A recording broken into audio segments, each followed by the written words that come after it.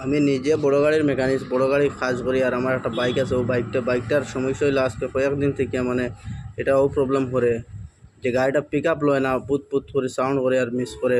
শোরুমও গেছিলাম, যাওয়ার পরে তারা হয়েছে এটা নজেল, ওটা চেঞ্জ করতে লাগবো, ট্যাঙ্কির মোটর চেঞ্জ করতে লাগবো। ওরা হয়েছে আমার যে চেঞ্জ করতে লাগতো না, গাড়িটা দিলাম আমি ট্যাঙ্কিটা লামাইছি। লামানি করে দেখা যায় এই যে জালিটা দেখেন, জালিটা এত বেশি জাম হয়েছে, জামর কারণে গাড়িটা পিক আপ লয় না।